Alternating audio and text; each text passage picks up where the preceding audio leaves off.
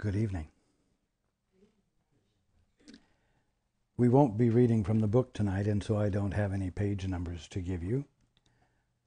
So before we begin, let's take a few moments to be quiet together.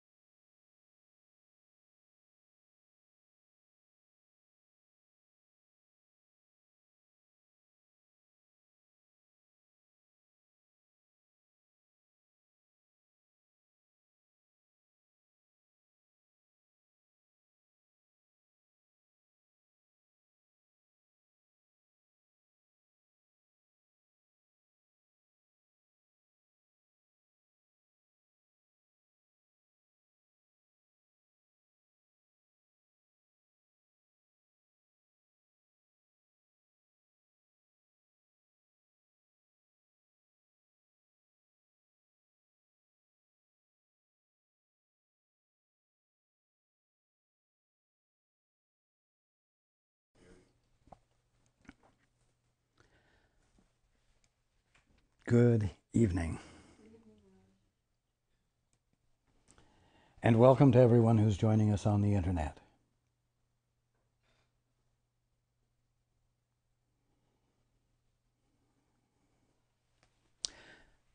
We're going to build on a subject that I opened up last week. I mentioned that the problems being faced in the world at that point, and actually now, arise from a fundamental mistake. And the fundamental mistake is the belief that substance is matter.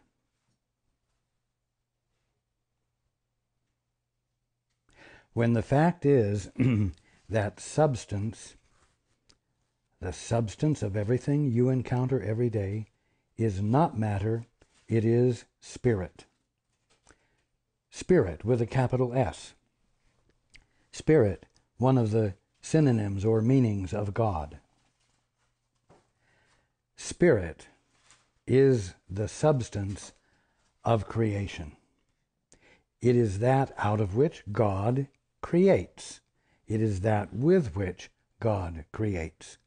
And the creation is the substance of spirit patterned in the image of the idea in God's mind. You, every single day, are confronted by the patterned images, you might say, of the ideas of God. You are constantly in the midst of a totally holy experience. But that is not what you believe, that is not what you profess, and that is not what you, within yourself, are committed to. You're committed to the definitions of substance as matter. A dangerous thing to do. Because in the denial of what it really is, you lose the experience of what it really is. And in your professed faith and commitment to what you believe it is, you find yourself bound to what? Polarities. Positive, negative. Peace, fear. Life, death.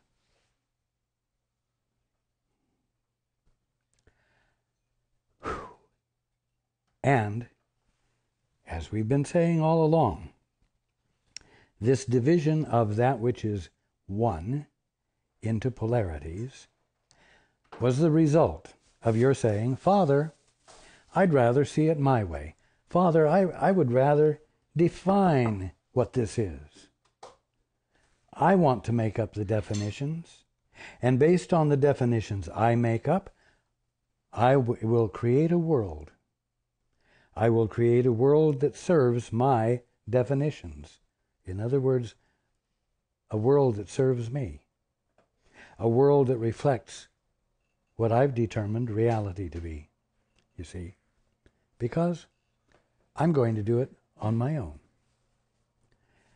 Immediately, as we've said over and over, two things come into play: fear and guilt. Without polarities, guilt couldn't seem to exist. And there would be no cause for fear. But polarities are inherent in the decision to act at odds with God. Is that any surprise? The decision to act at odds with God sets up what? A polarity. And that causes every perception that follows that act to be polarized. As a result, you're walking through the kingdom of heaven, and you know I've said this over and over, but it's got to come home to you that I am speaking truth, that today, in what you call this world, not another one afar off, pie in the sky after you die, but right here and right now, you're in the middle of the kingdom of heaven. The substance of everything is spirit, not matter. And waking up is a matter of doing the two-step, as we've said, going into the holy instant and abandoning your commitment to everything you believe. That's matter. That's a physical organismic body. Born, matures, ages, dies. Because that's what material bodies do, right? And you say, it's not just my belief. Look at all living things. All living things die. That's what we've decided to call the cycle of life. Gee, it's almost poetic, isn't it? It makes a mistake sound really reasonable and embraceable, doesn't it?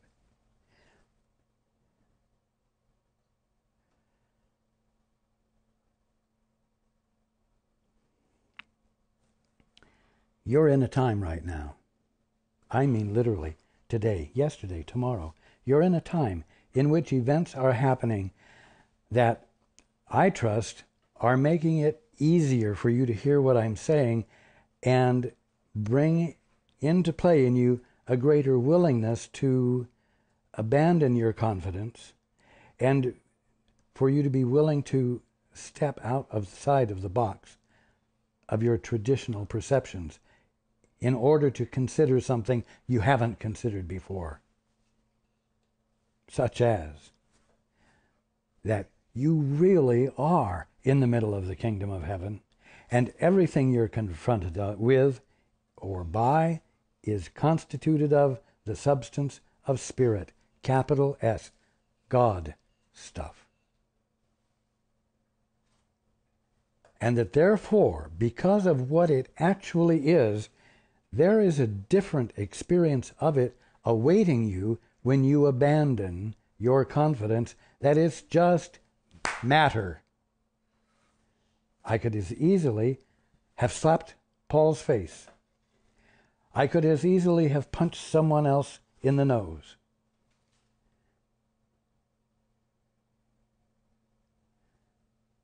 As a demonstration that it's matter. Matter being polarized can engage in activities which are harmful, hurtful, right? But as the substance of spirit, these hands could pass right through each other. Paul's definitions at the moment don't allow that simple truth to be demonstrated, although he would enjoy having the experience. What needs to settle in and register deeply with you is that everything you can touch and feel, caress, or slap today, not after you die in heaven, but today, is spirit, not matter.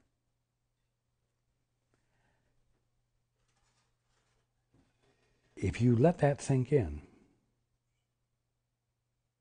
it's going to be obvious to you that you have a really fascinating, interesting task in front of you.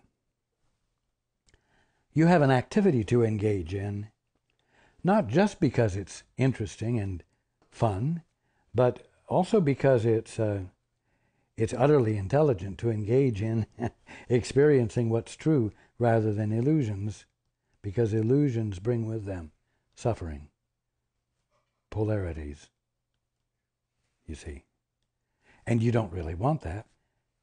And hey, if all of this that you see and feel is the substance of spirit, if it's all God stuff, then really, what better activity do you have to engage in than to delve into, lean into, let yourself into the experience of what it truly is? Because then you're in that place where God's laws prevail. You're in that place where polarities do not exist. You're in that place where regeneration and redemption can occur. Transformed experience of things. Healing of bodies. Now, I used the word patterning because when God has an idea, it is a pattern. It is a pattern that is experienceable and recognizable, tangible, as I've said before, to the mind which forms it.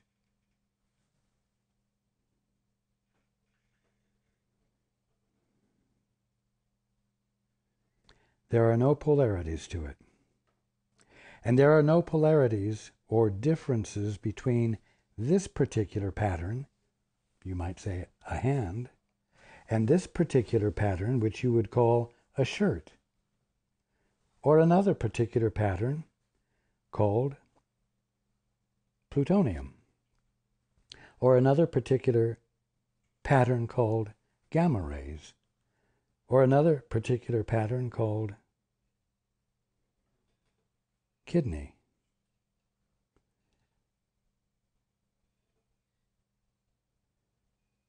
Or another particular pattern called table. Now, the pattern is an idea that is comprehensible. In the mind of God, an idea arises that is comprehensible. It is at that point already a pattern. And that pattern is recognizable to the mind that formed it. It is also recognizable to all that mind has formed, meaning all of creation, because it embodies the consciousness that God is capable of recognizing and experiencing the new pattern. And so the new pattern is a shared experience of unity. Now, when you say, "But Father, I'd rather do it my way. But Father, I'd rather define things myself," you are incapable of having an idea arise in you that is a pattern that is recognizable and experienceable. You're incapable of initiating creation from scratch all by yourself.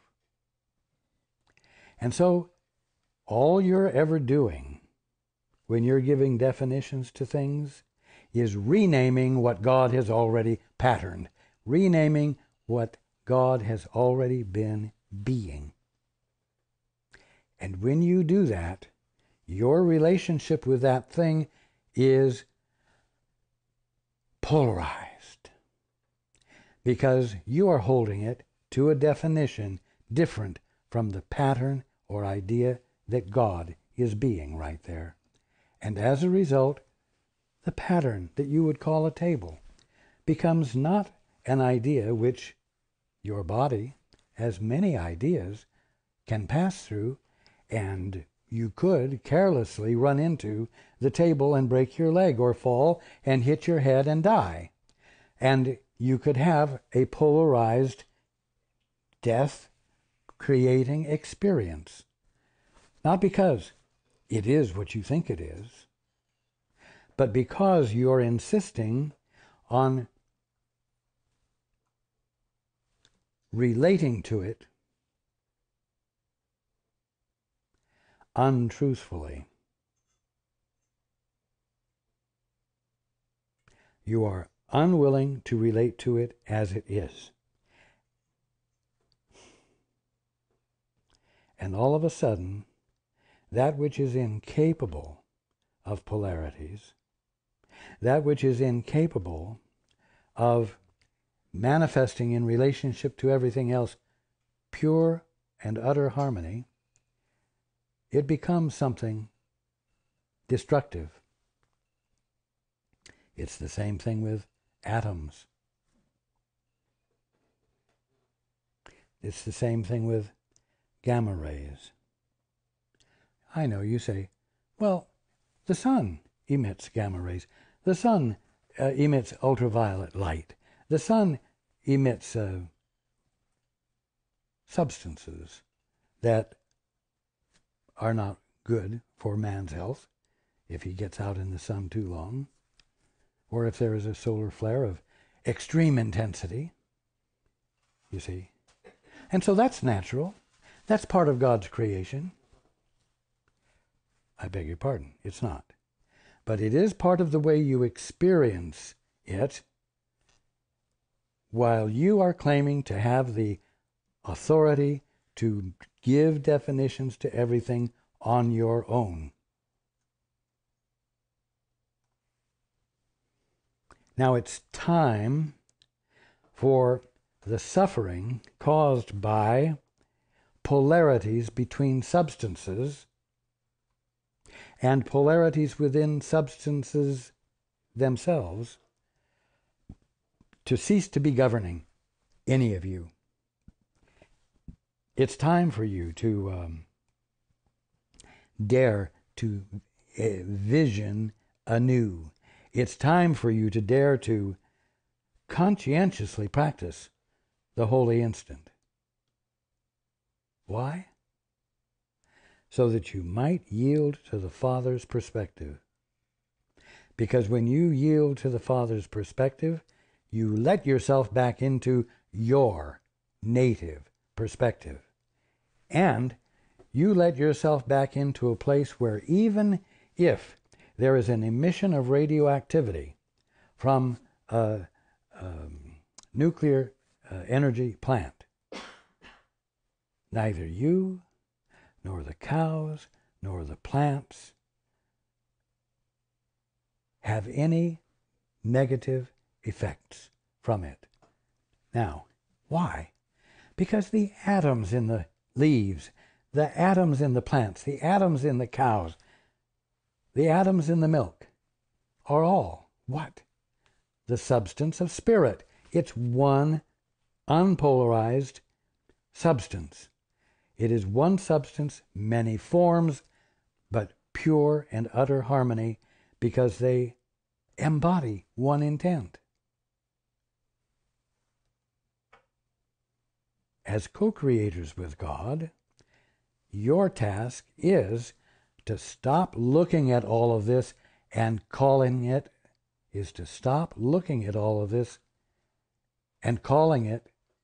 something other than what it is, and making commitment to your definition of it so that you stand at odds with what it really is, while you are attempting to get the thing which you have defined anew to serve your intents and purposes.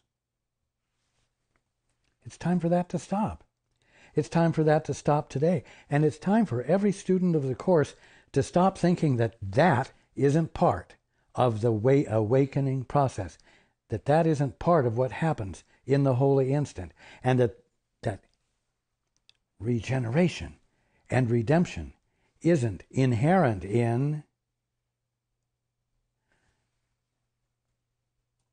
you're saying, not my will be done, Father, but thine be done. It's that simple.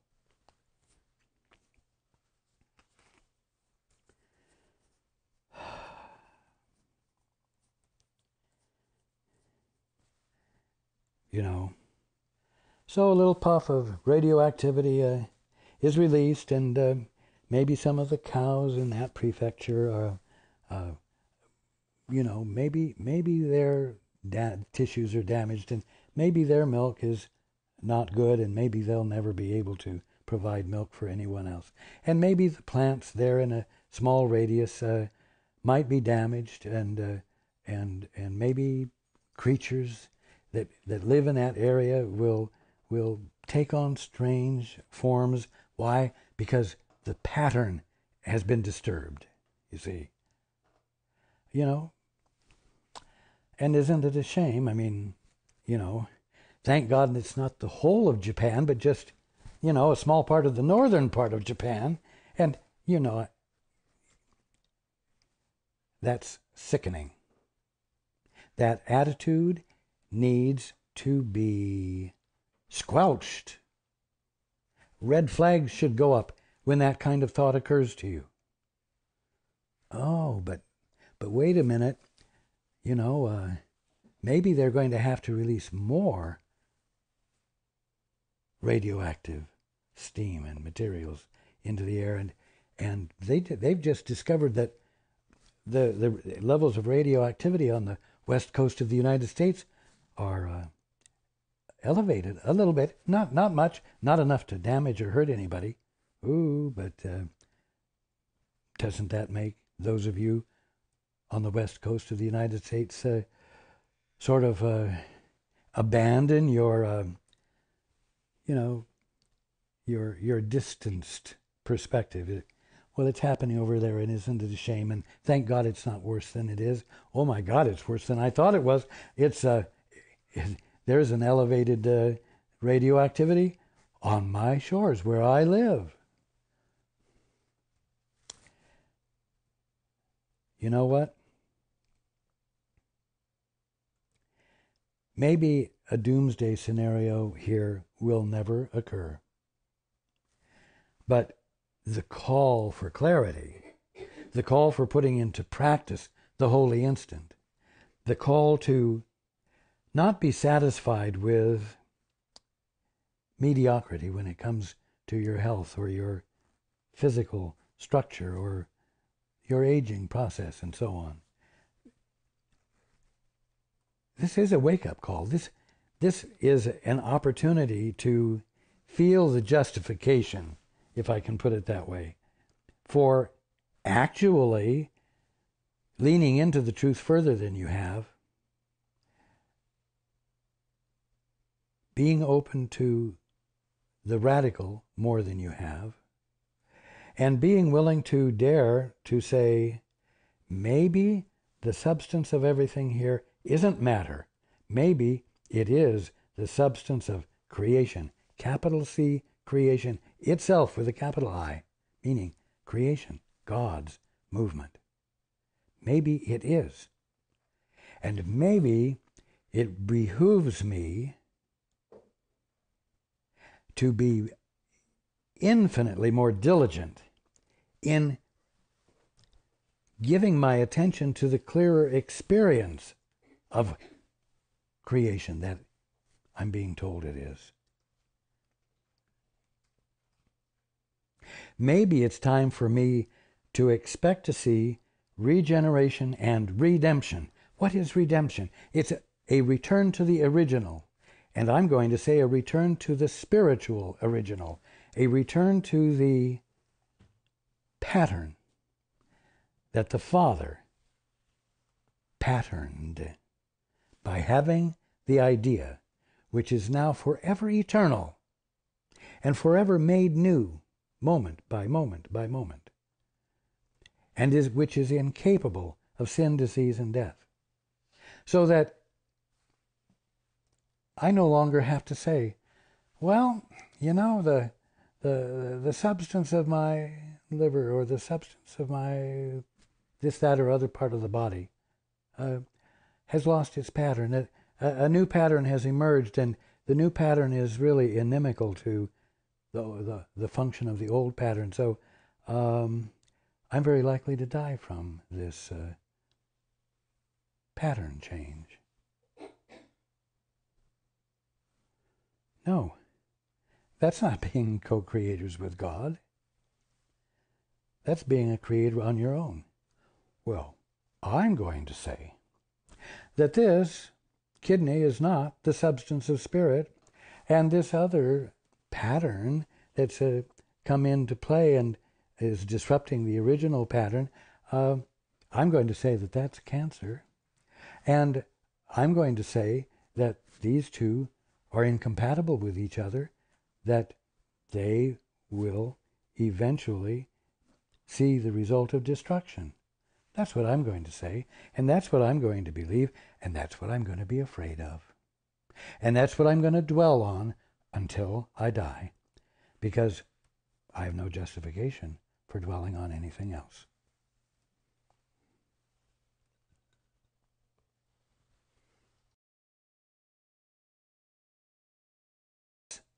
Being a student of the course.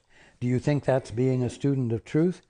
Do you think that is the result of the holy instant that you've been reading about, that you've talked about, that you want to have the experience of? No.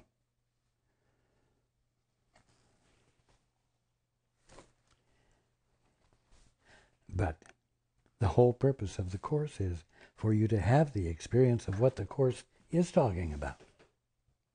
It's for you to have the experience of how God created things, which it's your birthright to be experiencing, because after all, you aren't a lump of physical organic flesh either. You're not something encased in matter.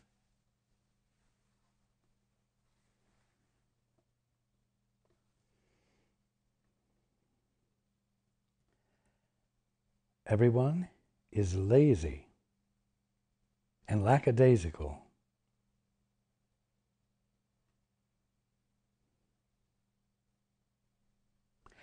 And it's time to employ some vigor. It's time to use the circumstances at hand. Well, really, what difference is there really between swine flu and radioactivity, or summer colds, or winter colds? Oh, well, they sweep around the globe and they affect people. They're transmittable. They can have an impact, and people can die from all of them.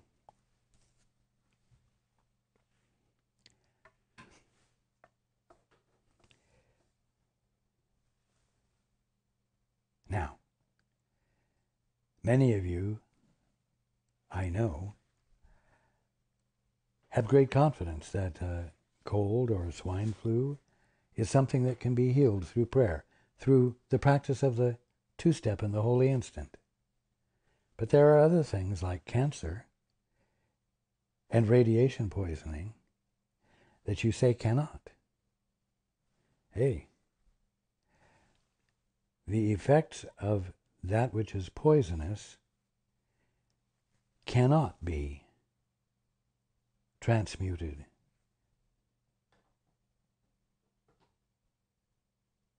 nullified, made ineffective.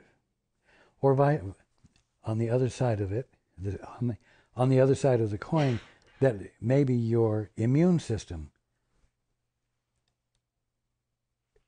could be potent enough to ward off the effects, you see.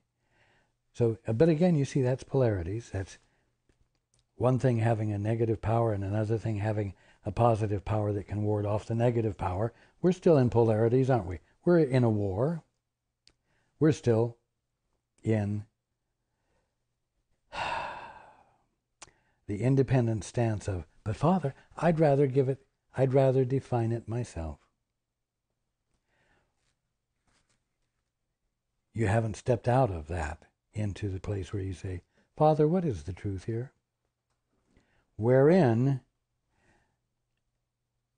the benignness of the substance of spirit can be revealed to you, where you can feel and experience wholly that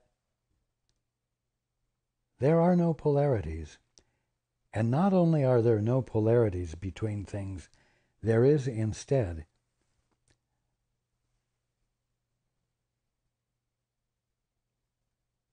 a bond of love, not bondage, but a bond, an embracing bond of love, communicated in and through and around everything, by everything, in one great union of love expressed and expressing, given and received, all as one event.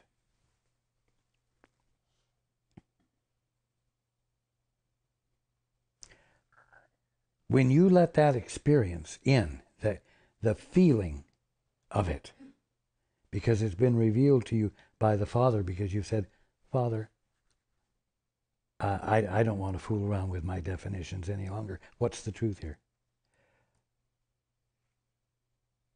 when that comes in, again, you're in that place where God's laws prevail. And you're in a place where a radioactive cloud or swine flu germs or any other communicable deleterious substance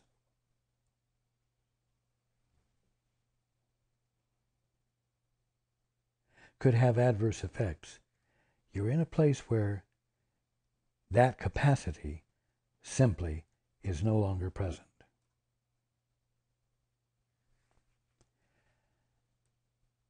The earth in Chernobyl does not have to be damaged, uninhabitable, non-productive for tens of thousands of years. The earth needs healing. Any damage that has occurred in Japan does not need to take a long time.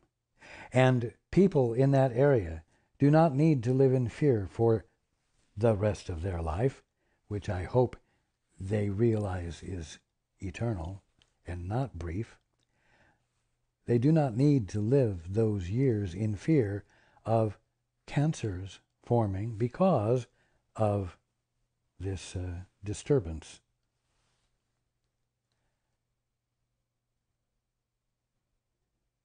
And you know what?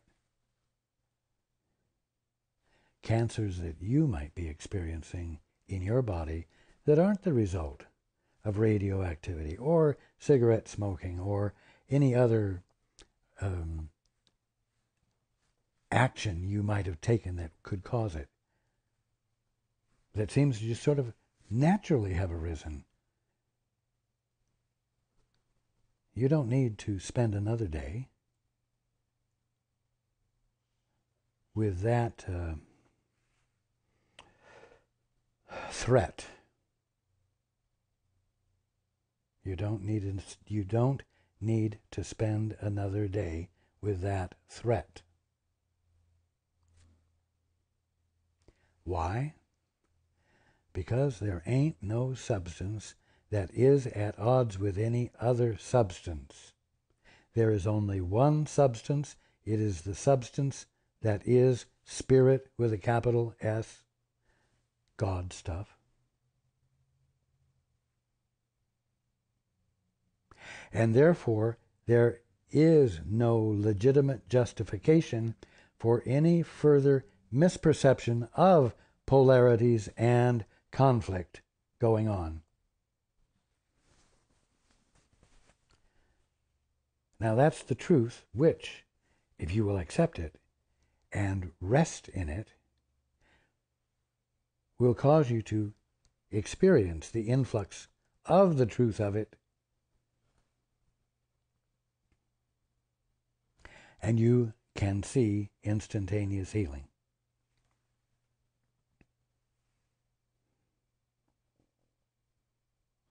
You might also see it as gradual healing, if you're not able to embrace the totality of it instantaneously.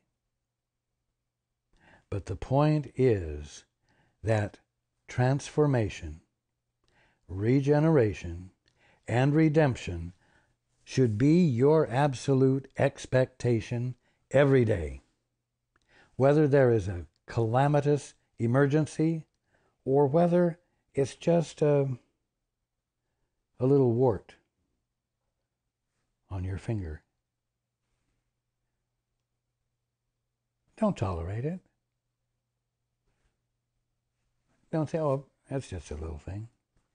I'm not saying it's a big thing, but I'm saying, hey, you're a holy son or daughter of God. That's not your birthright to be able to look anywhere and not see. It is your birthright to be able to look anywhere on your finger or anywhere else and see the loveliness of the perfection of creation. And you shouldn't rest until you're having that experience.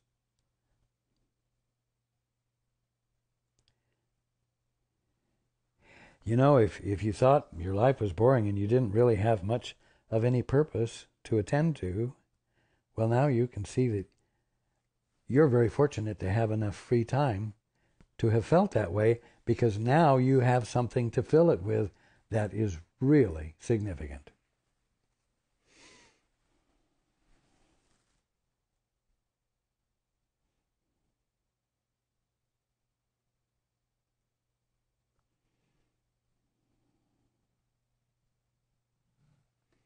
Now,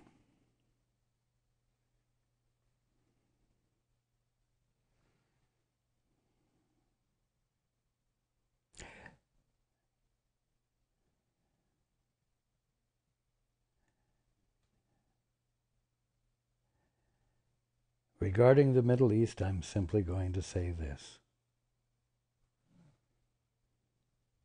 because it is something for you to know the truth about. Be interested to observe intelligence coming forth to replace unintelligence.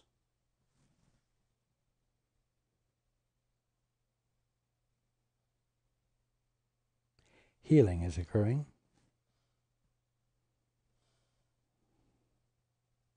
And that which doesn't express intelligence isn't leaving happily.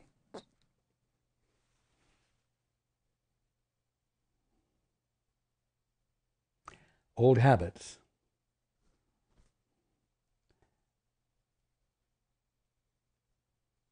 are not released easily with any of you.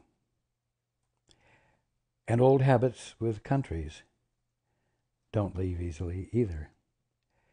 And effort has to be brought into play to make the changes that undo the habits that didn't express intelligence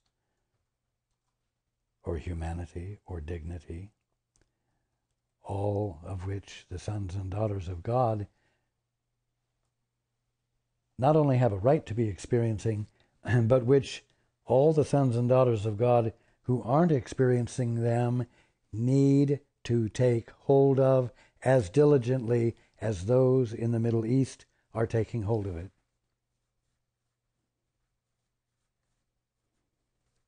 Let's not just profess what the Course teaches.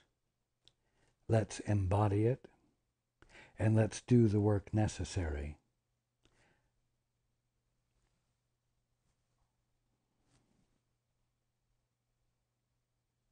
to let go of the old and to embrace the new and make commitment to the new.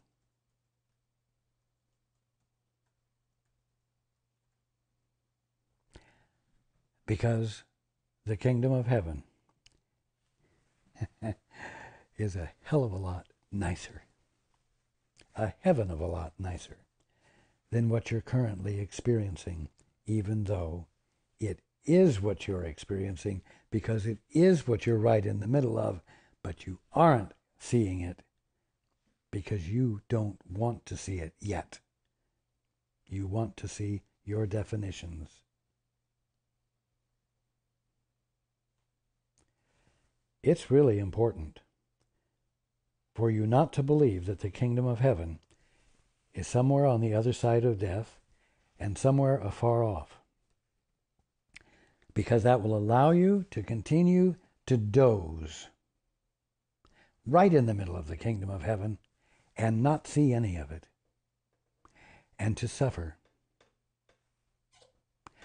without having the slightest inkling that you could challenge it and disagree with it and not embrace it and have a different experience.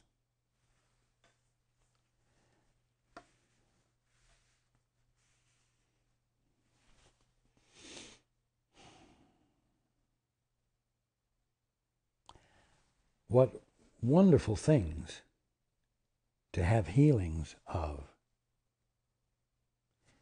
You have things going on, the healing of which will be wonderful. They will be significant. They will be healings that will not allow anyone to think there is not a God. It will be transformational, not only of the problem areas, but of mankind. And everyone on this globe needs and deserves to be experiencing a great deal more joy than is being experienced right now. So be part of the transformation into joy.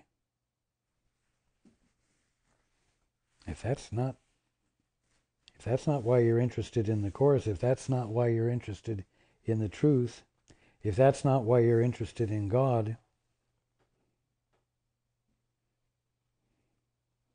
then you've missed the point.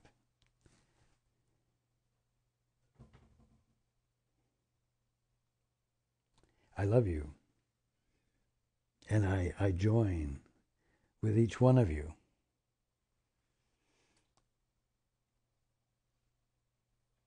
in finding it justifiable to practice the holy instant.